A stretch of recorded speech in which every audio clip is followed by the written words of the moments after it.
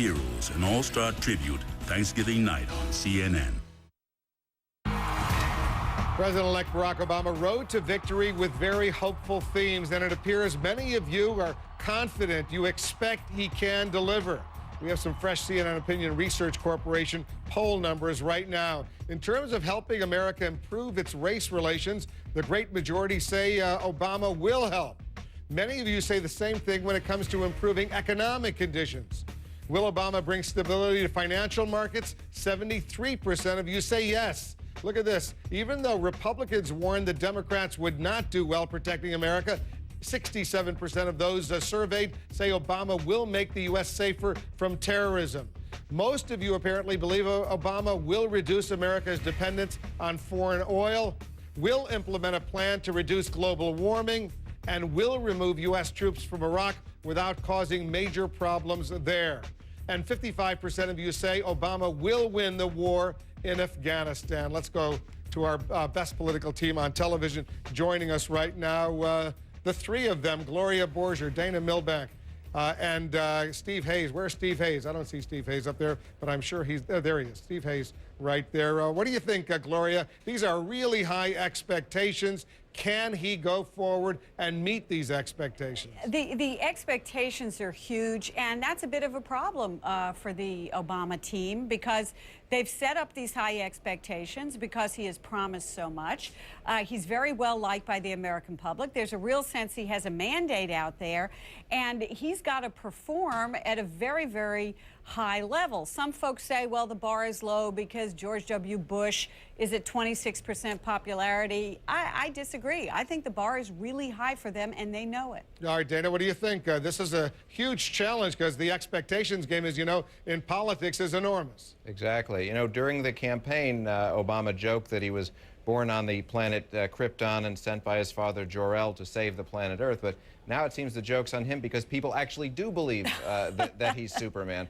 And the truth is, he could be an exceptional president and still not meet up with these expectations that you just laid out from the poll there. You definitely want to have a sense of momentum and expectations in a campaign. He was very successful at that. You're going to see them really rushing to tamp down the expectations to more human levels. Because you know, there's no doubt, Steve, that, for example, some of his very ambitious agenda items, especially, for example, health care reform, where's the money going to come from in the midst of an economic crisis the country is going through right now?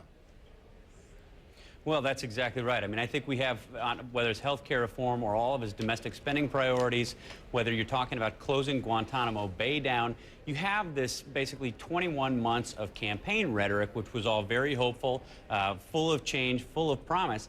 And now you're going to see that governing gets really, really complicated. And, you know, the worst thing is, Wolf, that campaigns spend the last 2 years trying to lower expectations. And they will try and do this, but now they're elected. It's very, very difficult to say, gee, the sitting president isn't going to do what he said he was going to do. You can't do that. And, you know, Dana, we're now beginning to hear from Barack Obama. He's starting to give interviews as president-elect of the United States. Ebony magazine has just released a press release in which they sat down with him and spoke to him about what's going on. I'll put one quote that he says. I'm very humbled by the fact that I stand on the shoulders of all the people who made these incredible contributions to lift this country up, Obama told Ebony magazine today. You know, and he's going to be on 60 Minutes Sunday night. So he's beginning to go out there and talk to the American public in a personal way. He is, and that's expected of him. It's a very delicate time here. He wants to go out and sort of have maximum leverage, maximum influence in the debate over the next 65 days or so, but sort of have minimum culpability because he can't actually put everything in place. So it's a sort of a dance he's got to do and assert where he wants things to be taken in terms of a lame duck session in the Congress, in terms of tamping down expectation for what he's going to be able to do, and try at the same time not to get saddled with everything. And we'll be watching and weighing every single word. Steve, you're down in Miami at the Republican Governors Association. I don't know if you were there at that awkward news conference where Governor Palin, she was stealing the spotlight from all of her fellow Republicans. You saw Dana Bash's piece. So take us behind the scenes. What's going on there in terms of Governor Palin? Well, it was a strange news conference. I mean, it was sort of odd to have these other governors standing up there with her when I think the expectation was that nobody was going to get a question other than Governor Palin. I mean, reporters had been in some cases waiting 2-3 months just for an opportunity to ask her a question, and to have all these other governors up there on stage with her, you know, they looked and felt, I think, like props. And then I think compounding the problem was that she only took 4 questions in a news conference that lasted only 10 minutes. It was a little strange. It didn't seem to work. Now, I talked to her shortly after that and had a brief interview with her in which I went back to her actually and re-asked her one of the questions that you had asked her yesterday about the automakers. And I thought she gave a much more straightforward answer. Does she support it? Does she support the bailout? Does she support the bailout? No, she seems much more skeptical of the bailout of the automakers, and in fact told me she wants no more surprises. That's a quote from Henry Paulson, and she blamed the Bush administration actually for spreading what she called distrust among voters by sort of changing things halfway through the game. Interesting, Gloria, because as you know, yesterday she said to me she needs more information before she can make a final decision on whether to support the bailout.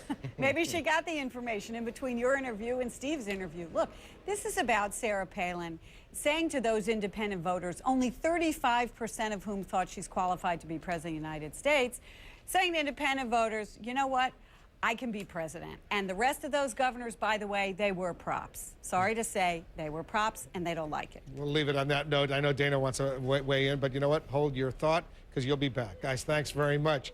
The CIA director giving new details on the search for the world's most wanted man, Osama bin Laden, why he